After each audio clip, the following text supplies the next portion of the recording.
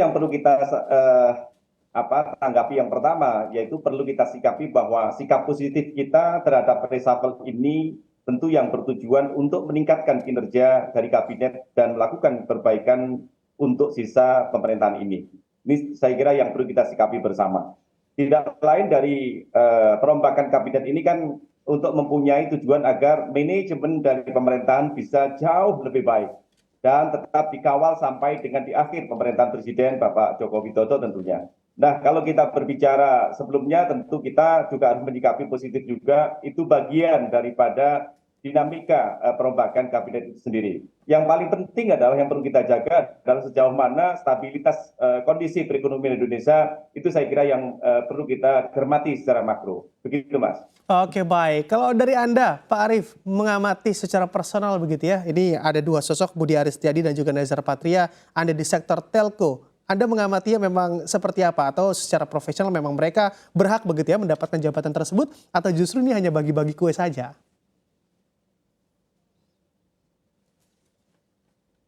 Pak Arief, kami belum bisa mendengar suara Anda, Pak Arief.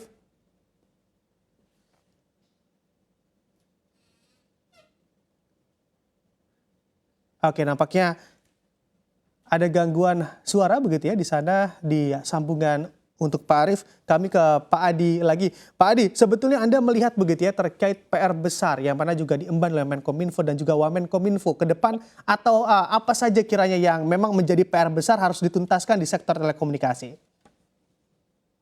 Ya, saya kira kita sama-sama paham bahwa di antara yang dilantik ada sekali ini adalah ada Pak Budiari, ada rekan kami juga Bapak Rosan. Ini saya kira juga punya kompetensi yang sangat luar biasa. Harapannya adalah di Kominfo saya kira juga sama seperti biasa bahwa pencapaian komunikasi dan informasi yang cukup sampai ke daerah-daerah itu saya kira komitmen itu perlu diwujudkan. Dan saya kira kapasitas Pak Budiari saya kira tidak perlu kita ragukan lagi. Mudah-mudahan dalam waktu yang dekat ini memang punya komitmen penuh untuk merealisasikan hal-hal yang menjadi kebijakan sebelumnya. Itu saya kira yang paling penting, Mas Bram. Oke, baik. Anda mengamatinya secara sisi pelaku usaha, Pak Adi. Sebetulnya Pak Budi Aris Setiadi ini memang ada prestasi apa di sektor telco khususnya? Ya, saya kira yang paling penting adalah kebijakannya, karena kebijakan yang berpihak kepada publik, kepada masyarakat yang membutuhkan itu saya kira yang perlu kita utamakan. Kita saya kira tidak perlu mencari jejak rekam di belakangnya, tetapi yang paling penting dalam sisa pemerintahan Pak Presiden Jokowi ini adalah yang perlu kita kawal bersama. Dan memang kiranya apa-apa yang sekiranya dibutuhkan kepada kabinet-kabinet yang memang itu diisi yang saat ini dalam waktu dekat ini, itu saya kira kemanfaatannya dan keberpihakan kepada masyarakat luas itu yang paling utama, Mas. Arief, kalau dari sisi Anda begitu ya, Ketua APJI, apakah memang pengangkatan Budi Aris Setiadi menjadi Menkominfo ini menjadi langkah yang tepat dan juga diharapkan bagi para pelaku usaha di sektor telco? Oke, pertama saya ucapkan selamat dulu kepada Pak Budi yang sudah terpilih jadi Menkominfo yang baru. Dan pasti harapan kami di industri kekosongan ini memang harus segera diisi secepatnya seperti itu. Karena memang seperti yang tahu, menteri yang sebelumnya sudah di-reshuffle beberapa saat yang lalu dan ada kekosongan beberapa saat. Dan memang saya lihat Kominfo ini banyak banget tugas yang memang harus dijalankan. Apalagi saya lihat tinggal 1 tahun masa kepemimpinan Pak Jokowi dan ditunjuknya Menkominfo definitif ini saya harapkan jadi satu harapan yang baik untuk industri. Jadi kita tidak kebingungan untuk segera berkoordinasi dan berkolaborasi tentunya Mas untuk menyelesaikan masalah-masalah yang ada di sektor telekomunikasi. Seperti itu. Oke, baik. Mas Arief, tapi Anda kita melihat sisi personalnya begitu ya, secara kapabilitas apakah Anda juga melihat cukup mampu begitu Pak Budi Aris Setiadi ini mengemban amanah sebagai Menkominfo? Saya pikir menteri ini hak prerogatif presiden dan tentunya ini jabatan politik seperti yang kami bersama.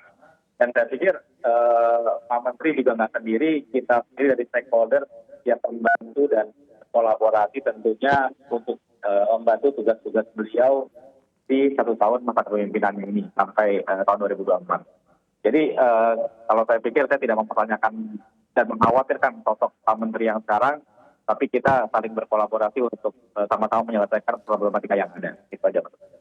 Oke, baik. Di balik jabatan tentunya ada tantangan di sana, ataupun saat mengemban jabatan ada PR begitu ya bagi seorang Menkominfo yang baru ini. Anda melihatnya dari sisi APJI sendiri, apa tantangan terbesarnya dalam jabatan Menkominfo ke depan?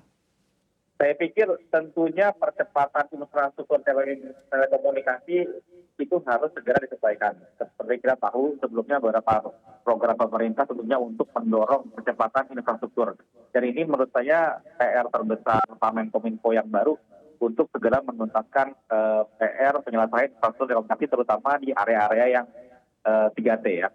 Yang kedua, saya pikir ada beberapa regulasi yang sedang ongoing, ya, salah satunya ada revisi UU ITE, dan juga kita melihat UU PDP ini belum ada PP-nya juga, sehingga memang masih sering kita dengar banyak kebocoran data akhir-akhir ini.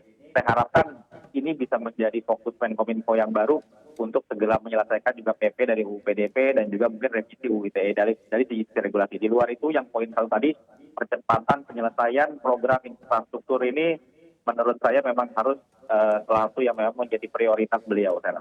Oke, baik. Pak Arief, kita ketahui bersama di mana tahun ini sudah kita bisa rasakan begitu ya di 2023 saja, tahun politik bahkan kalau kita lihat masih lama di 2024, tapi rasa-rasanya sudah mulai terasa. Apakah Anda juga yakin begitu ya dengan kepemimpinan Pak Budi Aris Setiadi ini di tengah tahun politik ini juga akan maksimal dalam pembangunan percepatan infrastruktur khususnya di daerah 3T?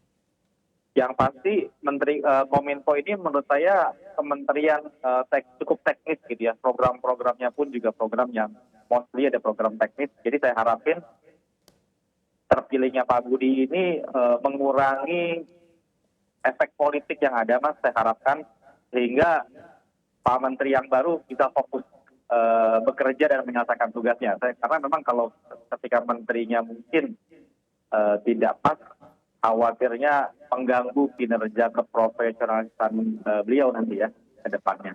Misalnya, karena waktunya nih sempit banget, hanya 1 tahun ya.